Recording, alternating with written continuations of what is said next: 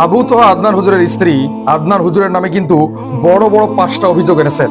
এই 5টা অভিযোগ এতটাই গুরুতর যে এই 5টা অভিযোগ শোনার পরে একজন পুরুষ কোনোভাবেই নিজের রাগকে কন্ট্রোল দিতে পারবে না। তবে আবু তোহা আদনান হুজুর কিন্তু এখানে ধৈর্যের পরিচয় দিয়েছেন।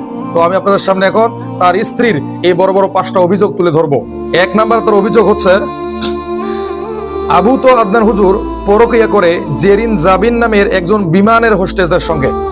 তার 2 নম্বর অভিযোগ হচ্ছে, আবু তোহা আদনান হুজুরের মাদ্রাসায় ছেলে মেয়েরা একসঙ্গে লেখাপড়া করে, অর্থাৎ তিনি বলতে চাচ্ছেন যে নারী পুরুষের সেখানে অবাধ মেলামেশা। 3 নাম্বার তার দাবি, আবু তোহা আদনান হুজুরের মাদ্রাসায় সবসময় অনেক ধরনের মেয়েরা যাতায়াত করে এবং সেখানে আবু তোহা আদনান হুজুর যাকে ভালো লাগে তার সঙ্গে রিলেশন তৈরি করে। 4 নাম্বার হচ্ছে, বাইরে পরকীয়া করার পরে আবু তোহা আদনান হুজুর যখন ঘরের মধ্যে যায় তখন তার স্ত্রীদের সঙ্গে খারাপ আচরণ করে এবং তার স্ত্রীদেরকে বকাবকি করে এবং তার স্ত্রীদেরকে অন্যান্য আত্মীয় স্বজনের সামনে ছোট করার চিন্তা ভাবনা করে বা চেষ্টা করে। 5 নম্বর অভিযোগ হচ্ছে, রংপুরে অন্য একটা আলেমা মেয়েকে প্রেমের প্রলোভন দেখিয়ে তার সঙ্গে দীর্ঘদিন যাবত অনৈতিক কাজ করেছে, এক পর্যায়ে এই মেয়েকে ছেড়ে দিয়েছে। তো তার স্ত্রী কিন্তু এই পোস্টে এরকম 5টা ভয়ঙ্কর মিথ্যা অপবাদ আদনান হুজুরের নামে দিয়েছে। তো আমরা আশা করি যে আদনান হুজুর নিজের মুখে তার স্ত্রীর সম্পর্কে জাতির সামনে বলবেন এবং সবার সামনে বিষয়টা